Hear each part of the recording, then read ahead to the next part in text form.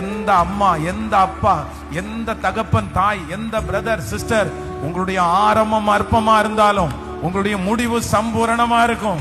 யாரோ ஒருத்தர் இந்த வசனத்தின்படி நீ சொல்லலாம், பாஸ்டர் இந்த வார்த்தையை நான் தான் யோசிச்சேன், நான் துக்கத்தோட தான் சாகணும் போல, நான் கடனோட தான் சாகணும் போல, நான் இந்த அவமானத்தோட தான் சாகணும் போல, நான் இதெல்லாம் பார்க்கிறதுக்கு எதுக்கு பாஸ்டர் உயிரோட இருக்கிறேன்?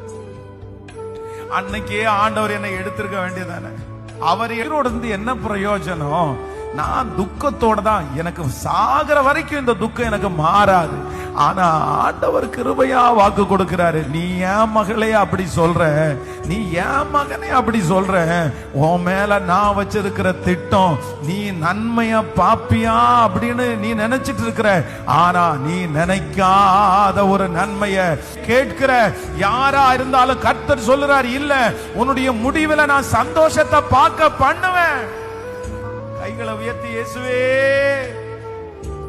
சொல்லுங்க, யாக்கோபின் தேவன் என் தேவன் சொல்லுங்க. முழு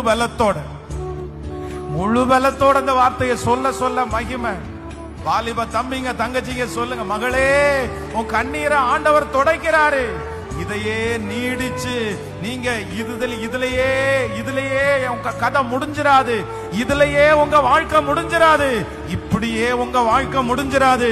கர்த்தர் ஒரு டர்னிங் பாயிண்ட தருவாரு, கர்த்தர் ஒரு மாற்றத்தை தருவாரு. ஆண்டவர் உங்க கண்களை மூட பண்ணும்போது வித்தியாசமாய் சந்தோஷத்தோட தான் கர்த்தரை எடுத்துக்குவாரு.